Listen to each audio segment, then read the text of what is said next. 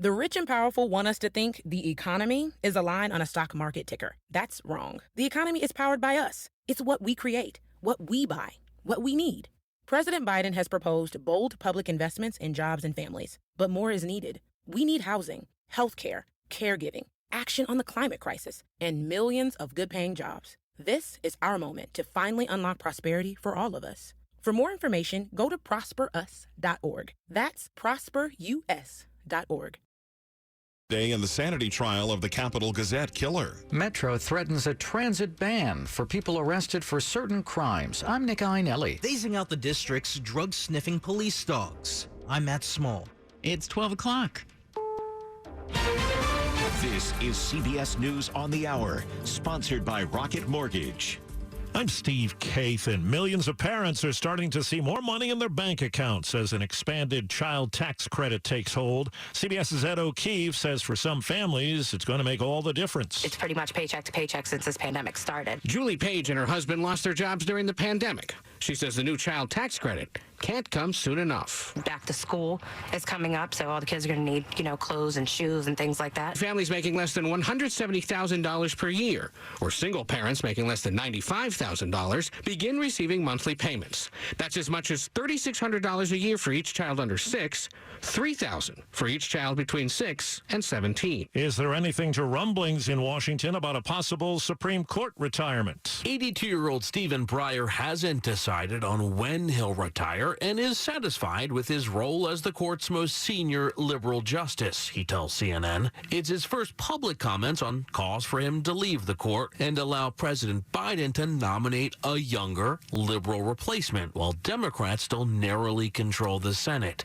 Steve Dorsey, CBS News, Washington. The latest COVID surge is pinned on the Delta variant. It's hitting unvaccinated areas hard. In Tennessee, Tanya Graham is worried her son might bring the virus home from school this fall to a younger brother who has health issues. I'm terrified. My biggest fear is that Landon would bring it home to Chase, because I don't think that Landon could deal with that. CBS affiliate KIRO in Seattle got audio of a 911 call to police from NFL star Richard Sherman's wife, Ashley. He's being aggressive. He has sent text messages. He's trying to leave now in the house. He's being aggressive. He's wrestling with my uncle. He's threatening to kill himself. Sherman, the former Seahawks and 49ers player, is charged with allegedly trying to break into his in-laws' home.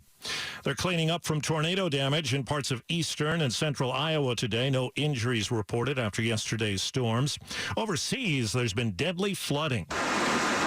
Heavy storms have flooded parts of western Germany, dumping enough rain to turn roads into raging rivers and cutting entire towns off with floodwater. At least 33 people were confirmed dead and dozens were still unaccounted for as rescue crews tried to get into flooded areas any way they could. Anna Noriskevich, CBS News, Berlin. Jeff Bezos' space company says an 18-year-old budding pilot will be aboard the craft that will take the Amazon founder into space next week. Oliver Damon would become the youngest person in space if all goes according to plan. Wall Street right now, the Dow is up about 5 points. This is CBS News. This hour's newscast is presented by Rocket Mortgage. When you need an expert to help navigate the home loan process, Rocket can. 12:03 on Thursday, July 15th. A sunny and hot day. It's 91 degrees, but feels like 97. Heat index near 100.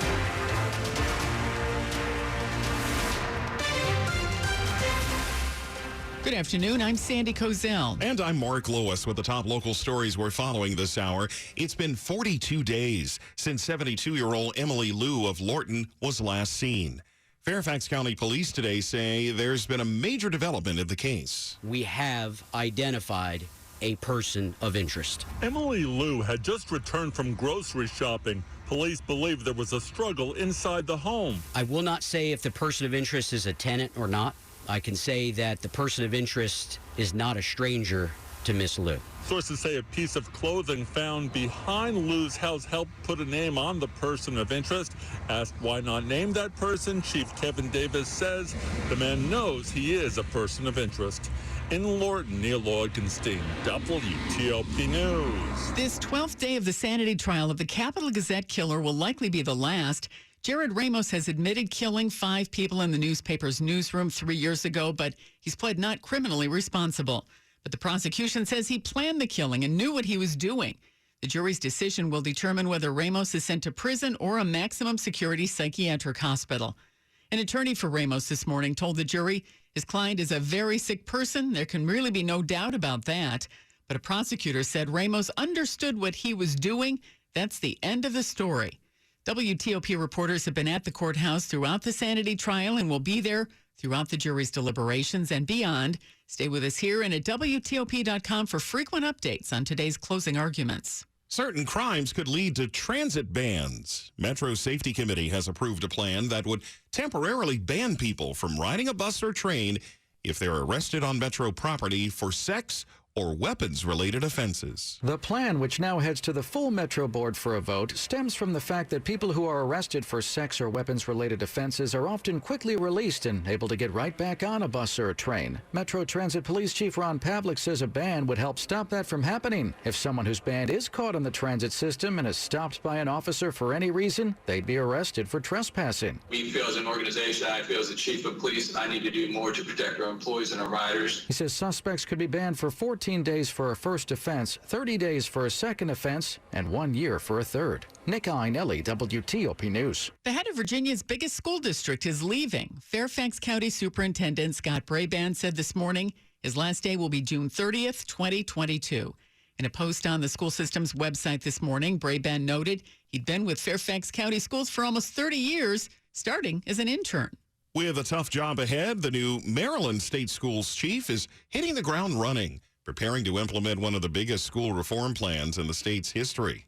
WTOP's Kate Ryan spoke to the new leader about those plans. Mohammed Chowdhury is having to move fast as he settles into the job of Maryland State Superintendent. He's been appointed as schools come back from a year of virtual and hybrid learning. And he wants parents to know I would never want to compromise rigor. That is important. Chowdhury says schools have to remediate and accelerate. What does that mean? You can't just simply say we are going to make up everything that the students did not get. You must also move them forward. Chowdhury will also be leading schools as the state's 10-year, multi-billion-dollar reform plan, the blueprint for Maryland's future, is phased in. Kate Ryan, WTOP News.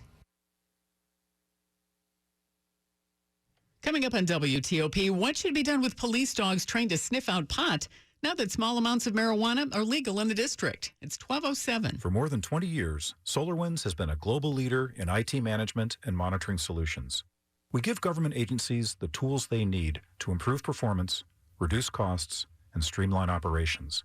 SolarWinds provides powerful, affordable, and secure products that deliver unified visibility and scalable monitoring across geographically distributed networks and hybrid IT infrastructures. Monitor and manage your critical environments with SolarWinds. To learn more, visit solarwinds.com/government. Team USA is training hard and ready for the Olympic Games.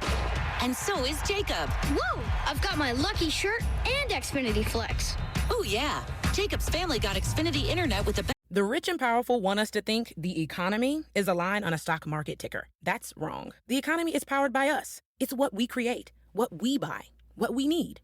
President Biden has proposed bold public investments in jobs and families, but more is needed. We need housing, healthcare, caregiving, action on the climate crisis, and millions of good-paying jobs. This is our moment to finally unlock prosperity for all of us. For more information, go to prosperus.org. That's prosperus.org.